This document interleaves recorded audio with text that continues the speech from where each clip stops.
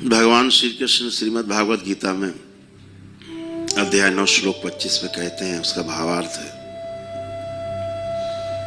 अपने शरीर यात्रा में, अपने जिंदा में, अपने जीवन काल में जिसकी आराधना पूजा करोगे, जिंदा में उसके साथ रहोगे, मर जाने के बाद भी उसके साथ रहना होता है।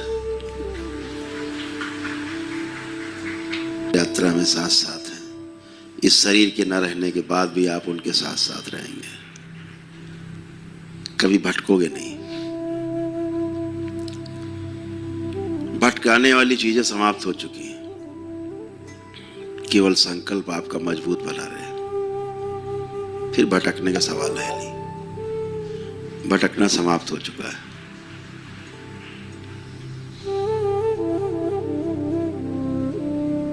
इस तंत्र दीक्षा का उद्देश्य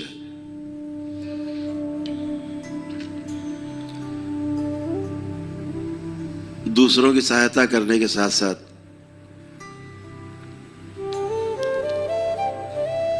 हमें अपने अनुभव में उतरने का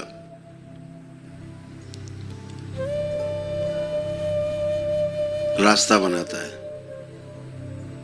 यही अनुभव हमारी सीढ़ियां हैं, यही अनुभव हमें लक्ष्य तक ले जाएंगे। लक्ष्य है क्या?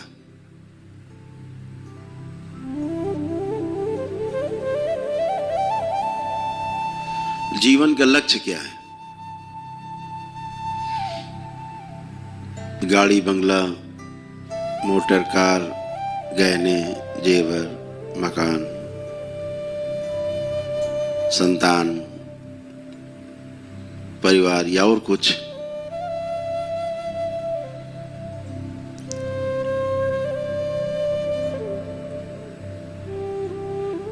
अपने अपने ज्ञान के आधार पर सबके लक्ष्य अलग अलग हो सकते हैं, लेकिन जब तंत्र दीक्षा में आप उतरते हैं तो लक्ष्य सिर्फ एक है,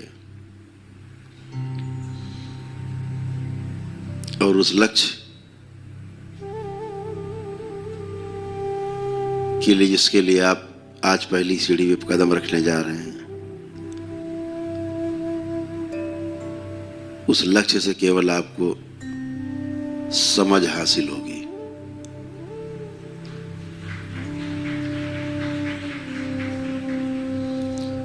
ये समझदारी जब पूरी हो जाएगी तो कुछ जानना शेष नहीं रहेगा।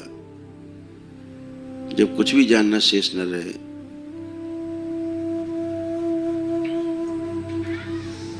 तो पूर्णता होती है।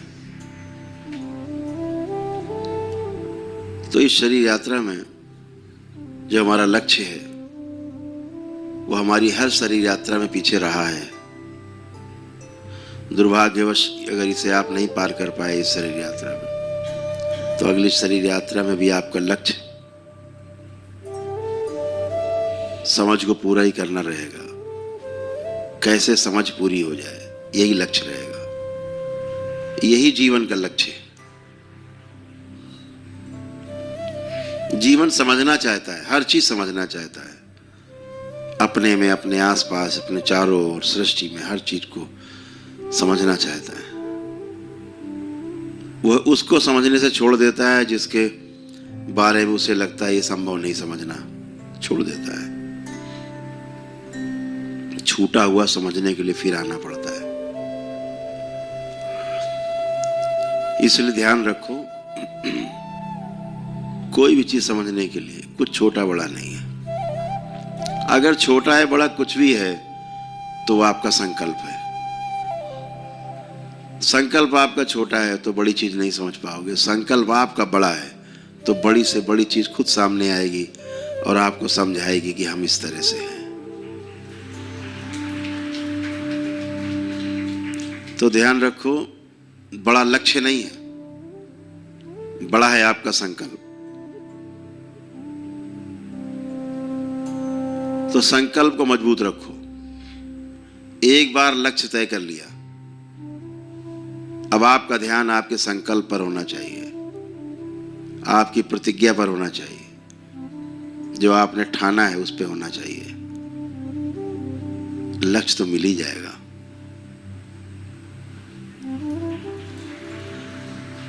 लक्ष्य तो होता ही भेदने के लिए है। तो ध्यान रखो, मजबूती हमें संकल्प में चाहिए। लक्ष्य को बार बार ध्यान देने से क्या होगा? एक बार गहरे से संकल्प कर लिया लक्ष्य के लिए, रास्ते में चल पड़े, दिल्ली जाना है, अब चल दिए। गाड़ी है तो ठीक, गाड़ी नहीं है तो ठीक, पैदल भी ठीक, लेट के जाना पड़े बार बार तो भी ठीक। संकल्प मजबूत होना चाहिए, दिल्ली पहुंचना है। एक बार तय हो गया, दिशा तय हो गई। आज आपकी दिशा तय हो रही है आपके संकल्प से, आप यहां बैठे हो। तो संकल्प जितना आपका मजबूत रहेगा उतना ही आपकी यात्रा सुगम रहेगी। संकल्प जितना कमजोर होगा यात्रा आपकी कठिन होने वाली है। तो हमेशा ध्यान आपका आपके संकल्प पर हो। लक्ष्य आप तय कर चुके हो, लक्ष्य डिगेगा नहीं, तब तक नहीं डिगेगा जब तक आपका संकल्प मजबूत रहेगा।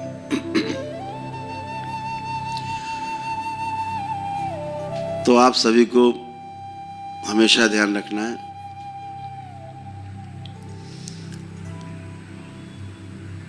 कि व्यवस्था को समझने में सुख है। तंत्र एक व्यवस्था है, व्यवस्था दर्शाता है। आज आपके दरबार के पास वो शक्ति है, वह शक्ति पूरी सृष्टि से इस दरबार में है, एकत्रित है।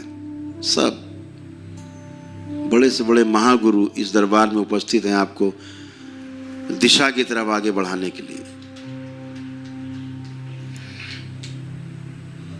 अनुभव कराने के लिए सब महागुरु हैं ही। परम पूजनीय बाबा जी के साथ साथ तमाम महागुरुओं का मेला है यहाँ पर, जो केवल किताबों में लिखे हैं सिर्फ उतने नहीं, जिन्होंने कंदराओं में अपने पूर्ण होने के बाद शरीर भी छोड़ दिए, जिनका नाम भी नहीं जानते आप, सभी की निगाहें इसी तरफ है, आपकी तरफ है, आपकी संभावनाओं की तरफ है। तो आप अकेले नहीं हो, तमाम महागुरु आपकी सहायता के लिए।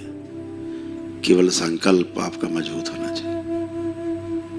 लक्ष्य तो आप तय कर चुके हैं।